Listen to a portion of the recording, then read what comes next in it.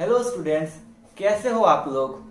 आज मैं आप लोगों के साथ रिसिप्ट एंड पेमेंट अकाउंट का दो साम्स डिस्कस करूंगा।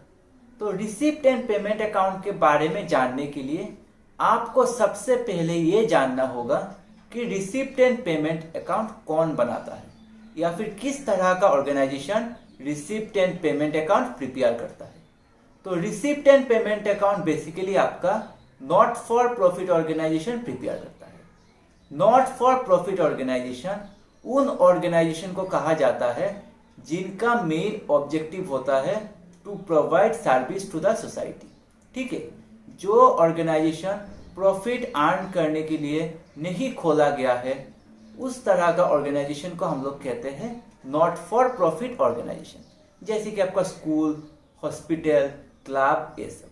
ठीक है, तो receipt and payment account basically क्या है, ये एक ऐसा अकाउंट है जिसमें हम लोग कैश रिसिप्ट और कैश पेमेंट का जितना भी ट्रांजैक्शंस हुआ है एक पार्टिकुलर अकाउंटिंग ईयर में उनका समरी दिखाते हैं।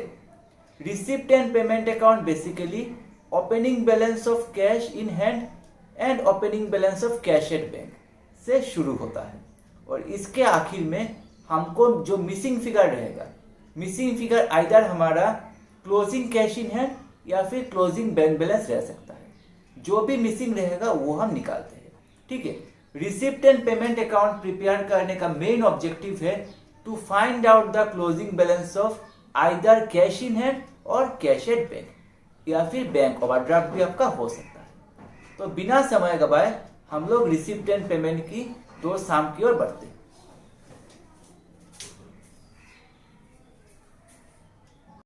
आपके सामने जो क्वेश्चन है ये रहा रिसिप्ट एंड पेमेंट का पूरा क्वेश्चन। ये क्वेश्चन आपका 2015 का फाइनल एग्जाम में पूछा गया है। इस क्वेश्चन में बताया गया है कि एक आसाम क्रिकेट क्लब है जिसके पास opening cash and bank balance 1600 and 20,000 respectively है और किस दिन में है, 1 अप्रैल 2013। आपके पास कुछ इन्फॉर्मेशन दिया हुआ है। आपको क्या करना है, रिसिप्ट एंड पेमेंट अकाउंट बनाना है फॉर द ईयर एंडेड 31 मार्च 2014। जैसे कि आपके पास इन्फॉर्मेशन है donation, entrance fees, donation for building, furniture purchase, salary paid, ये सब बहुत सारा इन्फॉर्मेशन है। इसी इन्फॉर्मेशन से हम लोग receipt and payment account prepare करेंगे। ठीक है, तो सबसे पहले हम लोग देखेंगे हमारा फॉर्मेट क्या है। तो ये रहा आपका फॉर्मेट। आप लोग सबसे पहले क्लब का या फिर हॉस्पिटल जिसका भी है उसका नाम लिखेंगे। जैसे कि इधर मेरा आसाम क्रिकेट क्लब है तो हम लिखेंगे in the books of Assam cricket club. क्या बना रहे हैं हम लोग, रिसिप्ट एंड पेमेंट अकाउंट, तो लिखेंगे रिसिप्ट एंड पेमेंट अकाउंट। और किस डेट के लिए, 31 मार्च 2014। तो हम लोग लिखेंगे फॉर द ईयर एंडेड 31 मार्च 2014। वो ये है इसका पूरा format. Debit, receipt amount, payment और पेमेंट अमाउंट, क्रेडिट। ठीक है, ऊपर में डेबिट क्रेडिट आपको लिखना है, नहीं तो आपको मार्क्स काटेगा। हम लोग डेबिट साइड को कहते हैं रिसिप्ट साइड और क्रेडिट साइड को कहते हैं पेमेंट साइड। ठीक है, सबसे पहले आप लोग देखिए आपके पास opening cash and bank balance कितना है। देखिए opening cash and bank balance आपके पास है 1600 एंड 20,000। ठीक है, हम लोग हमेशा receipt and payment account opening cash and bank balance से शुरू करेंगे। तो हमने लिखा to balance BD, opening cash कितना 1600 और ओपनिंग बैंक 20,000, जो कि प्लस करके बाहर जाएगा 21,600। अभी हम लोग सीरियल एक एक आइटम को बिठाएंगे।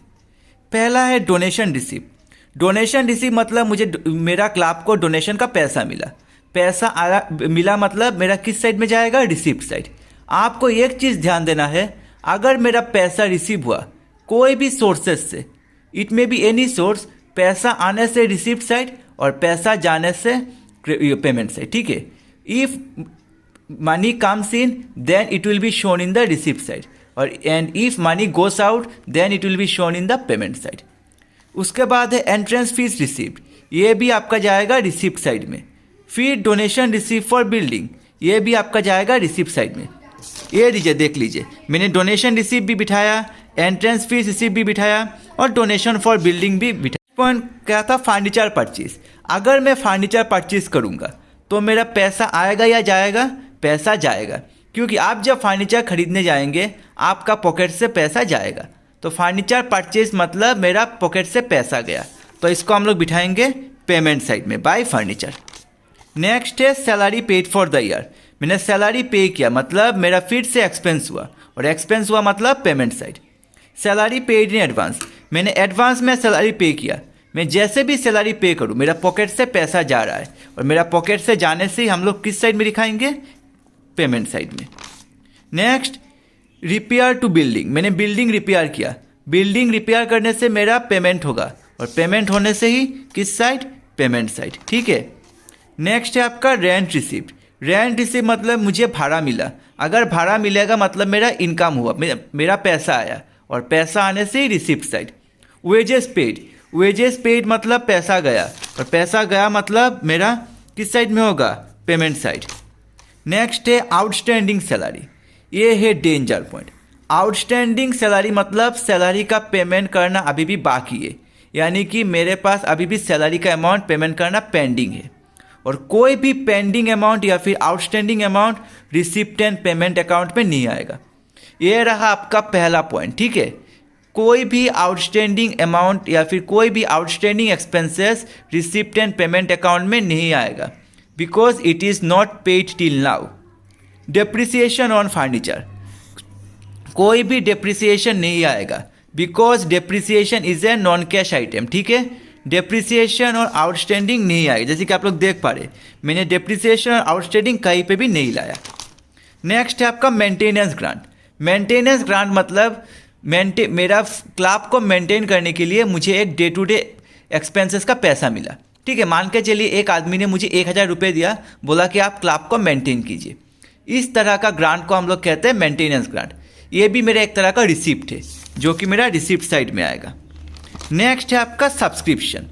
सब्सक्रिप्शन बेसिकली होता क्या है, जब भी आप कोई क्लब का मेंबरशिप लेंगे आपको हर महीने एक सर्टेन अमाउंट पे करना होता है, ताकि आपका मेंबरशिप बना रहे। जैसे कि आप लोग स्कूल में जब भर्ती होते, हर महीने आप लोग स्कूल में कुछ अमाउंट पे करते, मंथली फीस पे करते, ताकि आप स्कूल में कंटिन्यू पढ़ाई कर सके। उस तरह का अमाउंट को हम लोग कहते हैं सब्सक्रिप्शन। आप लोग जब क्लब में मेंबरशिप लेंगे हर महीने या फिर एनुअली आपको एक अमाउंट पे करना होगा, जिसको हम लोग कहते हैं सब्सक्रिप्शन। सब्सक्रिप्शन हर क्लब के लिए इनकम है, ठीक है। तो मेरे पास बोला कि मैं 3 साल का सब्सक्रिप्शन रिसीव किया, 12, 13, 13, 14, 14, 15। सब्सक्रिप्शन जैसे कि मैंने बोला मेरे लिए इनकम है, जो मेरा पैसा आया मतलब ये आपका आएगा रिसिप्ट साइड में। किस साइड में आएगा, रिसिप्ट साइड। नेक्स्ट है life membership fees. Life membership fees भी एक तरह का इनकम है, जो कि आपको वन टाइम पेमेंट करना होता है। ये भी एक तरह का इनकम ही होता है, जो कि मेरा फिर से रिसिप्ट साइड में आएगा। जैसे कि आप लोग एडमिशन फीस एंड ऑल पे करते, ये सब एक तरह का लाइफ मेंबरशिप फीस है, जो कि वन टाइम पेमेंट होता है। उसके बाद मेरा बैलेंस ऑफ बैंक ऑन 31 मार्च। देखिए मेरा क्लोजिंग में 2 बैलेंस हो सकता है, एक होगा ओपनिंग, एक होगा बैंक बैलेंस, एक होगा कैश बैलेंस। मेरा इन दोनों में से एक क्वेश्चन में दिया रहेगा। जैसे कि इस क्वेश्चन में आपका बैलेंस ऑफ बैंक दिया हुआ है, जो कि मेरा क्लोजिंग बैलेंस है। तो क्लोजिंग बैलेंस है तो मैंने बिठा दिया बाय बैलेंस शीट लिख के बैंक का, ठीक है। अगर आपका बैंक का क्लोजिंग बैलेंस दिया है, उसके बाद आप लोग क्या करेंगे, दोनों साइड को टोटल करेंगे। जिस साइड का अमाउंट बड़ा आएगा, जैसे कि इसमें देखा गया है रिसिप्ट साइड बड़ा आ रहा है, तो रिसिप्ट साइड में कितना आता है, 1,76,000। इस 1,76,000 से हम लोग दोनों साइड क्लोज कर देंगे। अभी 1,76,000 से आप पेमेंट साइड को माइनस कीजिए, जो अमाउंट आएगा उसके अगेंस्ट में लिखेंगे कैश बैलेंसिंग फिगर।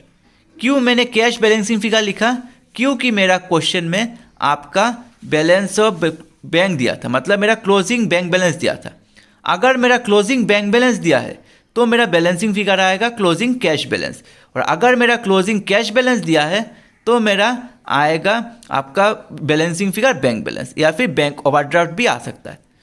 तो ये क्वेश्चन आपको 2015 में पूछा गया था। अभी हम लोग चलते हैं हमारे अगले क्वेश्चन की ओर, जो कि आपका 2017 में पूछा गया है। ये जो क्वेश्चन है, ये क्वेश्चन आपका 2017 का एग्जाम में पूछा गया था। इस क्वेश्चन में बोला गया है कि एक स्पोर्ट्स क्लब है गुवाहाटी का, जिसके पास ओपनिंग कैश और बैंक बैलेंस है 5,000 एंड 10,000 ऑन 1 अप्रैल 2015। आपको फॉलोइंग इन्फॉर्मेशन से एक रिसिप्ट एंड पेमेंट अकाउंट बनाना है फॉर द ईयर एंडेड 31 मार्च 2016। ठीक है, जैसे कि पिछले समय मैंने समझाया था, सबसे पहले आपको क्लब का नाम लिखना है या फिर जो भी हॉस्पिटल हो। जैसे कि इधर मेरा गुवाहाटी स्पोर्ट्स क्लब है तो हम लोग सबसे ऊपर में लिखेंगे गुवाहाटी स्पोर्ट्स क्लब। हम लोग क्या बना रहे हैं, रिसिप्ट एंड पेमेंट अकाउंट, तो लिखेंगे receipt and payment account. Year ending कब है, फॉर द ईयर एंड है 31 मार्च 2016 और फॉर्मेट होगा रिसिप्ट अमाउंट पेमेंट अकाउंट। ऊपर में डेबिट और क्रेडिट लिखेंगे। जैसे कि मैंने आपको पहले ही बोला था, रिसिप्ट एंड पेमेंट हमेशा मेरा किससे शुरू होता है, opening cash and opening bank balance. तो मैं बिठा दूंगा टू बैलेंस BD लिख के ओपनिंग कैश और बैंक बैलेंस बिठा दूंगा। ठीक है, मेरा ओपनिंग कैश और बैंक बैलेंस के बिना रिसिप्ट एंड पेमेंट शुरू नहीं होगा। एक ही कंडीशन में वो शुरू होगा, अगर it is a new club या फिर new and non profit organisation. उसके बाद हम लोग सीरियली एक एक आइटम बिठाएंगे। नेक्स्ट आइटम है entrance fees receive. Entrance fees receive मतलब मेरे पास एंट्रेंस फीस का पैसा आया जो कि मेरा इनकम है, तो कहाँ पे जाएगा, रिसिप्ट साइड में। डोनेशन रिसीव मतलब डोनेशन का पैसा मिला, वो भी आपका जाएगा रिसिप्ट साइड में। डोनेशन रिसीव फॉर बिल्डिंग यानी कि बिल्डिंग बनाने के लिए मुझे डोनेशन रिसीव हुआ है, जो भी मेरा पैसा आया वो भी आपका जाएगा रिसिप्ट साइड में। कंप्यूटर परचेस्ड, मैंने कंप्यूटर खरीदा मतलब मेरा एक्सपेंस हुआ, जो आपका जाएगा पेमेंट साइड में। नेक्स्ट है सैलरी पेड। सैलरी पेड मतलब मैंने किसी को सैलरी पेमेंट किया, जो कि मेरा एक्सपेंस है, ये आपका जाएगा पेमेंट साइड में। जैसे कि आप लोग देख पा रहे हैं, मैंने उन पांचों आइटम को बिठा दिया, entrance fees, donation, donation for building, computer और सैलरी। अभी हम लोग चलते हैं नेक्स्ट आइटम की ओर, जो कि है रिपेयर टू बिल्डिंग, यानी कि मैंने बिल्डिंग रिपेयर किया। अगर मैं बिल्डिंग रिपेयर करूंगा तो मेरा क्या होगा, वो एक्सपेंस, तो कहाँ पे बैठेगा, पेमेंट साइड में। नेक्स्ट है रेंट रिसीव्ड। रेंट रिसीव मतलब भाड़ा मिला, मतलब मेरा पैसा आया, तो कहाँ पे बैठेगा, रिसिप्ट साइड में। नेक्स्ट है आपका वेजेस पेड। वेजेस पेड मतलब आपने किसी को वेज पेमेंट किया, मतलब आपका खर्चा हुआ, जो आपका जाएगा पेमेंट साइड में। नेक्स्ट है आपका आउटस्टैंडिंग सैलरी।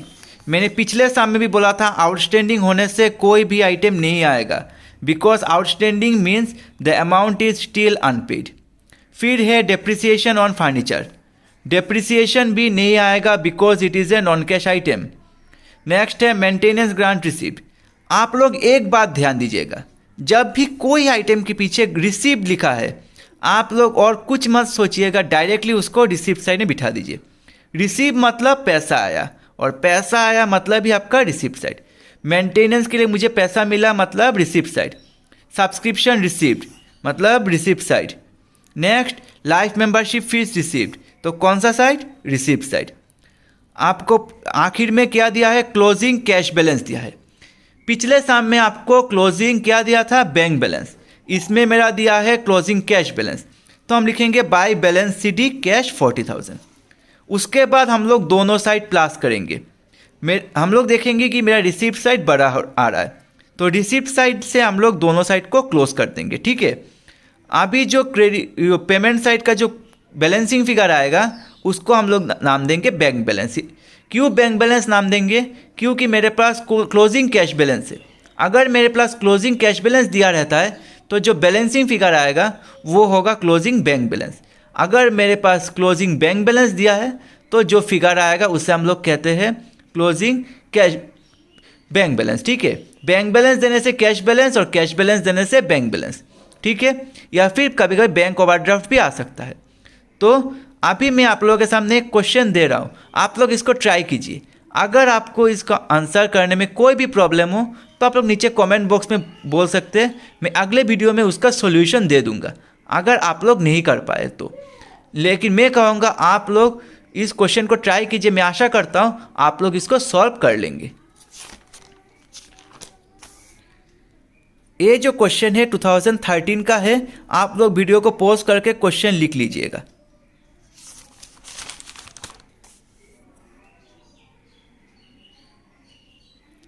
तो हम लोग मिलेंगे अगले वीडियो में, तब तक के लिए नमस्कार। और आज जो मैंने पढ़ाया उसको अच्छा से आप लोग रिवीजन कीजिएगा।